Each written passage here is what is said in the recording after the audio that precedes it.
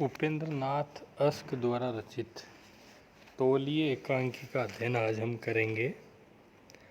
इसमें प्रमुख पात्र हैं वसंत, जो कि एक फर्म के मैनेजर हैं, और वसंत की पत्नी का नाम है मधु, और सूरो और चिंती ये मधु की सहेलियां हैं, और मंगला घर की नौकरानी है।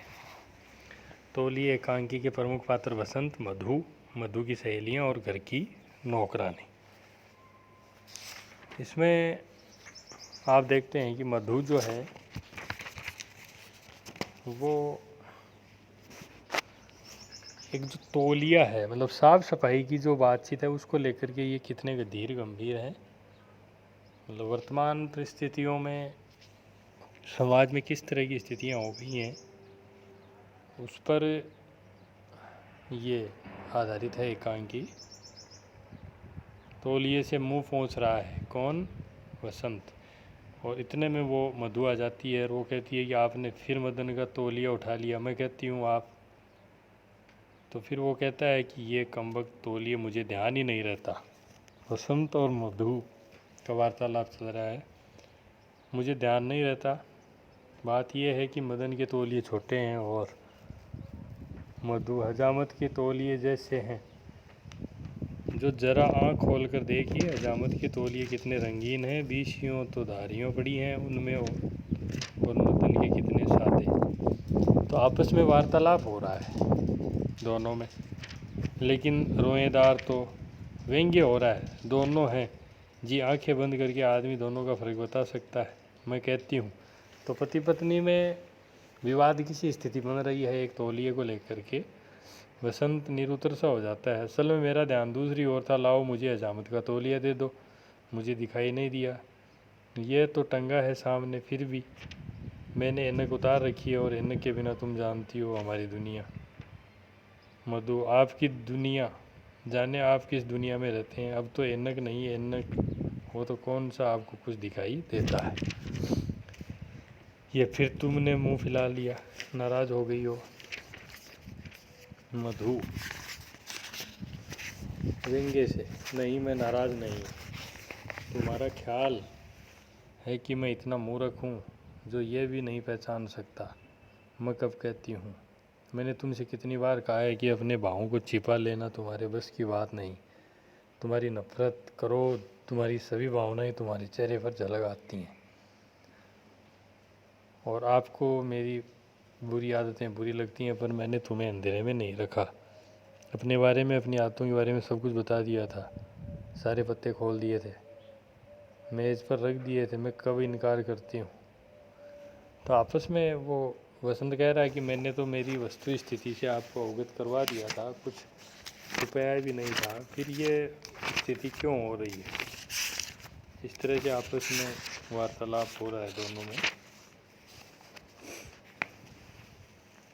वसंत कहता है कि मैंने तुमसे कितनी बार कहा, तुम्हारी ये हंसी कितनी वैसेली है। इस तरह विष घोल घोल कर तुमने अपनी सेहत का सत्यानाश कर लिया है। मैं तुम्हें किस तरह यकीन दिलाऊं कि मैं खुद सफाई का बेहद कायल हूँ। इसमें क्या शक है। और मुझे स्वयं गंदगी पसंद नहीं, पर मैं तुम्हारी तरह एरिस्टोक्रेटिक वातावरण में नहीं पला, और मुझे नजाकतें नहीं आती। मतलब मैं इस तरह के काम नहीं करता। हमारे घर में सिर्फ एक तौलिया होता था और हम छहों भाई उससे काम में लेते थे। आप मुझे एरिस्टोक्रेट कहकर मेरा मजाक उड़ाते हैं। मैं कब कहती हूँ 10-10 तौलिए हों। 10 और किस तरह होते हैं। नहाने का अलग, हजामत का अलग, हाथ मुंह पूछने का अलग, तुम्हारे और मदन के अलग।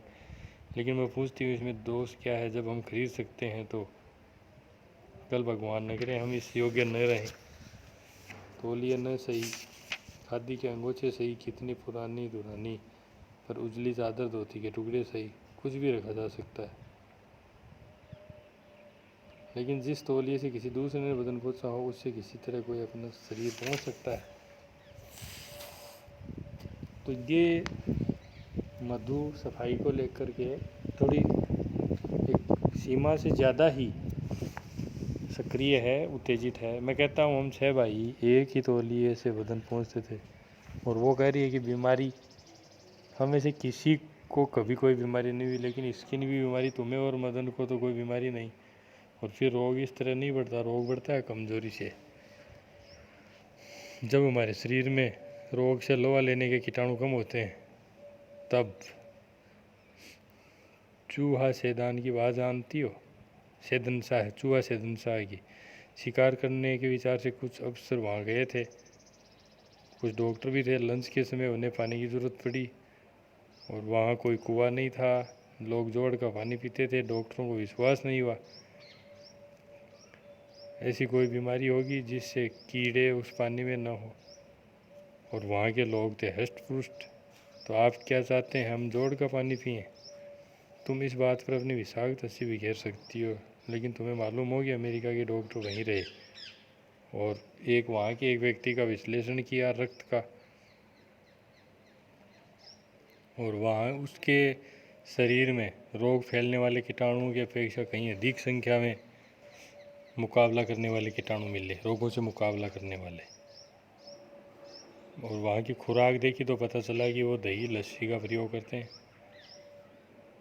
और बीमारी का मुकाबला इन नजाकतों से नहीं होता, बल्कि शरीर में ऐसी शक्ति पैदा करो, रोग प्रतिरोधक क्षमता पैदा करो।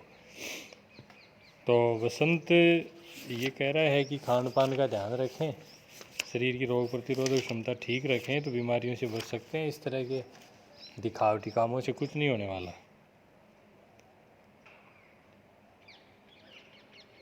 और फिर उसने साफ कह दिया कि मैंने आपकी सारी बात सुन ली, लेकिन मुझे बचपन से ही सफाई पसंद है।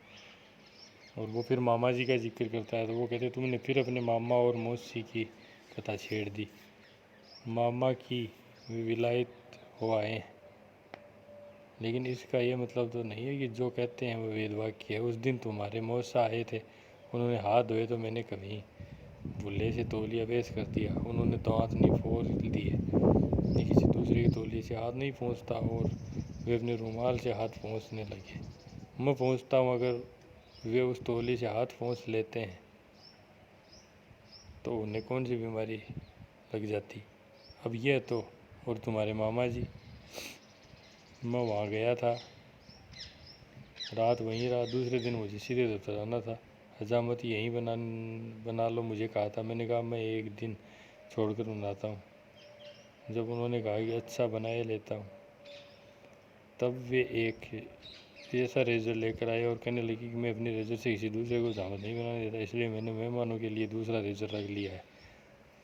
मुझे गुस्सा आ गया था, लेकिन खुद को रोका और कहा कि घर पर ही बना लूँगा। मामा जी, तो मामा जी और मौसा जी की बातें भी चल रही हैं।